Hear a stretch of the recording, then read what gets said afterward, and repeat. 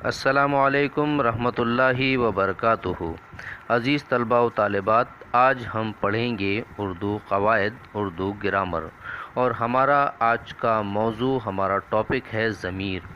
आपने सुना होगा कि फ़लाँ शख्स का ज़मीर मर गया है, वो मुर्दा ज़मीर है, या उसने अपना ज़मीर बेच दिया है। यहाँ ज़मीर के माना होते हैं सही और गलत में तमीज़ करने की अखलाक़ी हिस्स, नेकी और बदी का एहसास या नेकी का जज्बा, या आप यूँ भी कह सकते हैं कि गुड एंड बैड में डिफरेंस करने का मोरल सेंस। ये मोरल सेंस अल्लाह रब्बुल इज़्ज़त ने हर इंसान के अंदर रखा है, लेकिन जब आप उर्दू क़वायद में ज़मीर पढ़ते हैं तो यहाँ इसके माना अलग होते हैं, दूसरे होते हैं। आप ज़मीर को अंग्रेज़ी में प्रोनाउन, हिंदी में सर्वनाम, मराठी में सर्वनाम और अरबी में ज़मीर कहते हैं। इन जुमलों पर गौर करते हैं। अनवर एक मेहनती लड़का है। अनवर रोज़ सवेरे उठता है। अनवर ने स्कूल से कभी गैर हाज़िरी नहीं की। अनवर से तमाम असातिज़ा मोहब्बत करते हैं।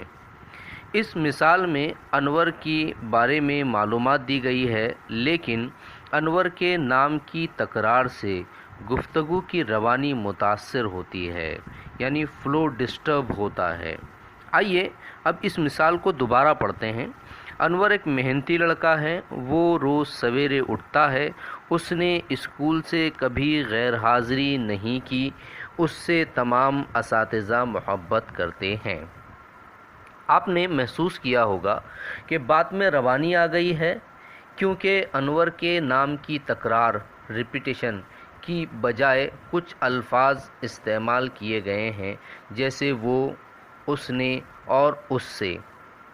इस्म की जगह जो अल्फाज बयान किए जाते हैं वो ज़मीर कहलाते हैं। यहाँ इस्म अनवर है और अनवर के लिए बहुत सारे अल्फाज इस्तेमाल किए गए हैं। आइए अब हम ज़मीर की तारीफ़, डेफिनेशन देख लेते हैं, व्याख्या या परिभाषा देख लेते हैं। इस्म की जगह जो अल्फाज बयान किए जाते हैं वो ज़मीर कहलाते हैं, या दूसरे लफ्ज़ों में ज़मीर वो लफ्ज़ है जो किसी इस्म की जगह इस्तेमाल किया जाता है। ज़मीर की यूँ तो और भी किस्में हैं, लेकिन यहाँ पर हम दो किस्में पढ़ेंगे। ज़मीर शख्सी को हिंदी में पुरुषवाचक सर्वनाम कहते हैं, मराठी में पुरुषवाचक सर्वनाम कहते हैं। और आइए अब हम चंद मिसालें देख लेते हैं। इन जुमलों पर गौर कीजिए। हुजूर सल्लल्लाहु अलैहि वसल्लम एक ऊँटनी पर सवार थे। दूसरी मिसाल है, आप सल्लल्लाहु अलैहि वसल्लम ने फरमाया, मेरी ऊँटनी का रास्ता छोड़ दो, वो जिस मकान के सामने रुक जाएगी मैं वहीं क़याम करूँगा। इन जुमलों में लफ्ज़ ऊँटनी 2 बार आया है। तीसरी मर्तबा भी इसका ज़िक्र किया गया है कि ऊँटनी जिस मकान के सामने रुक जाएगी, लेकिन इस जुमले में ऊँटनी की बजाय लफ्ज़ वो इस्तेमाल किया गया है।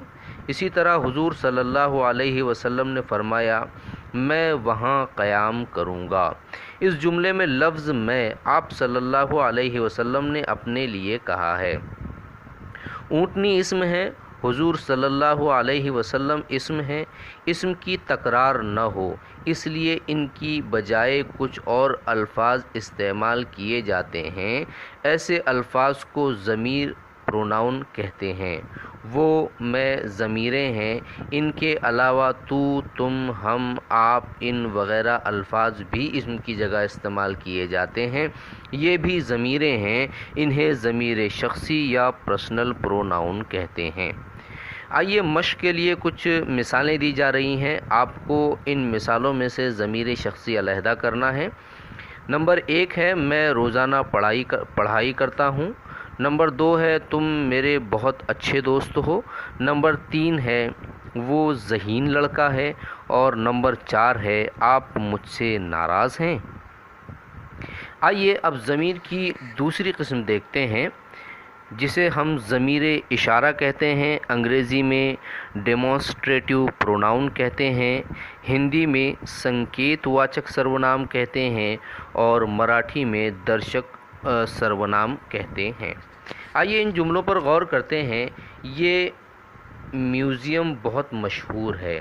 دوسری مثال ہے وہ کرسی ہاتھی دانت کی بنی ہوئی ہے۔ پہلے جملے میں لفظ یہ اس میوزیم کے لیے استعمال ہوا ہے اور وہ لفظ کرسی کی طرف اشارہ کر کے کہا گیا ہے۔ یہ الفاظ ضمیر اشارہ ڈیمانسٹریٹو پروناؤن ہیں۔ یہ قریب کا اشارہ ہے اور وہ دور کا اشارہ ہے۔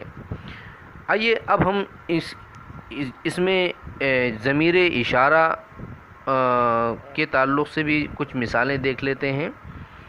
جملوں میں سے آپ کو ضمیر اشارہ پہچان کر الگ کرنا ہے۔ 3 جملے دیے گئے ہیں۔ پہلا جملہ ہے یہ پھل بہت اچھے ہیں، دوسرا ہے وہ پھول کتنا خوبصورت ہے، اور تیسرا جملہ ہے یہ کون لوگ ہیں۔ آج ہم نے ضمیر کی 2 قسمیں پڑھی۔ یہ ضمیر کا پارٹ 1 تھا۔ آنے والے ویڈیو میں ہم لوگ ضمیر کی مزید قسمیں پڑھیں گے جو پارٹ 2 ہے۔ السلام علیکم ورحمۃ اللہ وبرکاتہ۔